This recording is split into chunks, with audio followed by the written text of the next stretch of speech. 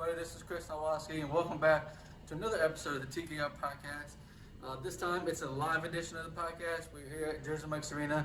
Rutgers just upset number 16, Ohio State, 66-64, excuse me. And, Rutgers was down. It looked gloom. They were down 8 with 3 minutes, 48 seconds left. And Rutgers just, defended the heck out of Ohio State. Had like 3 blocks in the last few minutes, I think it was.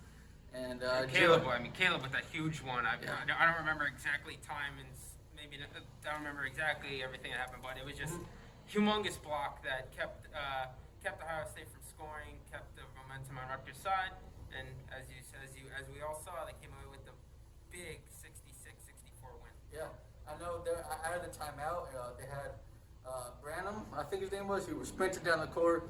Geo Baker after the game he said he gave Caleb a little push to help get the block, and then Rutgers were able to get, I think, 2 more blocks in the last couple seconds. Yeah, of the game. that last possession, so, Geo got another block. Geo got a block with a second left and a 3-pointer.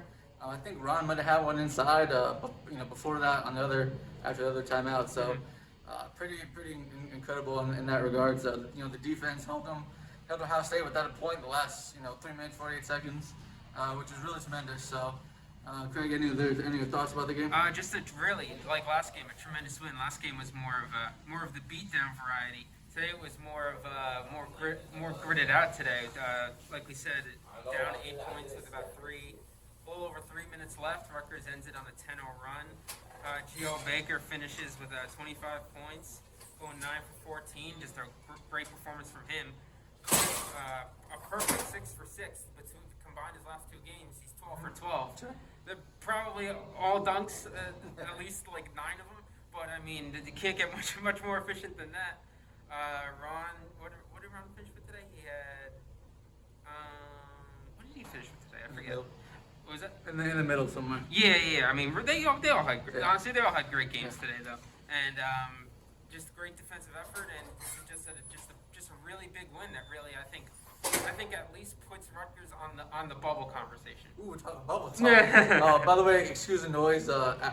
As we're talking about Geo Baker strolled by. This game was a battle. It was back and forth the entire game. Rutgers came out first and punched Ohio State a little bit, but both teams were punching back and forth and made shot after shot. With about 10 minutes left, it looked like Ohio State was maybe going to pull away with this. But obviously Rutgers was able to turn it around there. And Geo Baker, obviously game high 25 points. I mean, he was phenomenal. A typical Geo Baker game. He had 2 foul shots with a couple seconds left. Yeah, those were very clutch foul shots. Right before. The arena, for as loud as it was, you could hear a pin drop when he was on the line. So obviously a Geo Baker typical game. He was shooting. Only a couple of games ago he had 0 points. Yeah, I know. So. I mean, unbelievable turnaround for Rutgers in this one, and unbelievable turnaround from him. So, you have anything else? I'd say credit to the rack for this one, or Jersey Mike's Arena. At one point towards the end of the game, this place got loud. Honestly, that was one of the loudest sequences I think I've heard since coming here, and I've come here a lot of times. It helped force the shot clock. Yeah. I didn't even hear the buzzer. Yeah, I mean, the players even said after the game they could barely hear the shot clock violation. It was loud. It was loud, yeah, absolutely. So credit to the fans there. Yeah.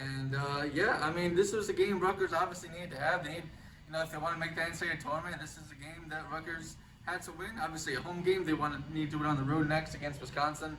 But obviously, this is a step in the right direction. Yeah, for them, it's really the season is going to come down to whether or not they can get wins on the road. Sure. Because as big as these 2 wins are, both coming at home, then I think the net is going to take a lot into account road victories. The probably selection committee too is going to look at the road victories. So really, I think the season and whether or not Rutgers is going to be dancing in March is going to come down to road games. Yeah. But they also have to win these home games too to firmly get back into things. So it's good. If anything else, it's going to be should be an interesting end to the season here for Rutgers. Sure. By the way, the players after the game, we're talking to them. They don't care about the net. They don't care about Ken Palm.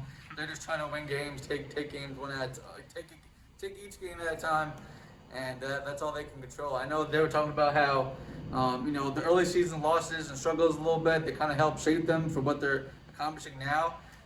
It helped. I mean, obviously they're digging themselves out of a hole, which is not what they wanted to do.